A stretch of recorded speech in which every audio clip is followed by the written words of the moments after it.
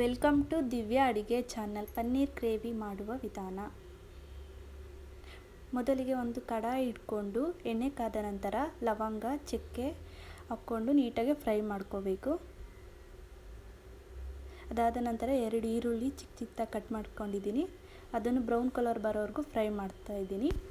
ಈಗ ಸ್ಪೈಸಸ್ಗೆ ಅರಿಶಿನ, ಧನಿಯಾ, ಮೆಣಸಿನ್ಕಾಯಿ ಪುಡಿ, ಜೀರಿಗೆ ಪುಡಿಯನ್ನು ಹಾಕ್ಕೊಂಡು ನೀಟಾಗಿ ಫ್ರೈ ಮಾಡ್ಕೊತಾ ಇರಬೇಕು. ಶುಂಠಿ ಬೆಳ್ಳುಳ್ಳಿ ಪೇಸ್ಟ್ 1 ಟೀ ಸ್ಪೂನ್ ನೀಟಾಗಿ ಫ್ರೈ ಮಾಡ್ಕೊತಾ ಇದ್ದೀನಿ. ಇವಾಗ ಫ್ರೈ ಆದ ನಂತರ 2 ಟೊಮೊಟೊನ ಪೇಸ್ಟ್ ಮಾಡಿ ಇಟ್ಕೊಂಡಿದ್ದೀನಿ.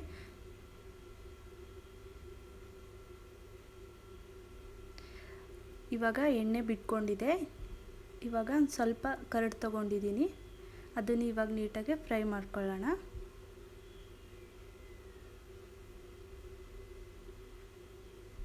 ಫ್ರೈ ಆದ ನಂತರ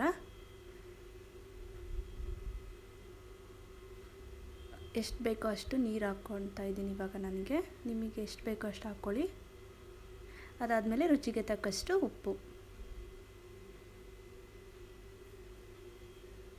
ಚಿಕ್ಕ ಚಿಕ್ಕದಾಗಿ ಪನ್ನೀರ್ ಕಟ್ ಮಾಡಿ ಇಟ್ಕೊಂಡಿದ್ದೀನಿ ನಾನಿವಾಗ.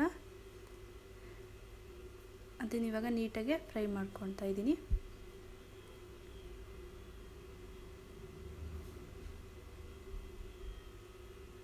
ಒಂದು 2ರಿಂದ 3 ಮೆಣಸಿನ್ಕಾಯಿ ತೊಗೊಂಡು ಚಿಕ್ಕ ಚಿಕ್ಕ ಪೀಸಾಗಿ ಕಟ್ ಮಾಡಿ ಇಟ್ಕೊಂಡಿದ್ದೀನಿ. ನೀಟಾಗಿ ಫ್ರೈ ಮಾಡ್ತಾಯಿದ್ದೀನಿ. ಇವಾಗ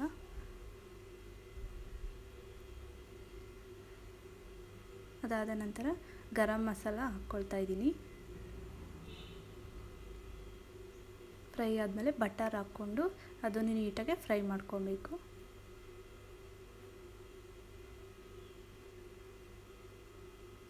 ಲಾಸ್ಟಿಗೆ ಕೊತ್ತಂಬರಿ ಸೊಪ್ಪನ್ನ ಹಾಕ್ಕೊಳ್ತಾ ಇದ್ದೀನಿ. ಫ್ರೈ ಆದ ನಂತರ ಪನ್ನೀರ್ ಗ್ರೇವಿ ರೆಡಿ.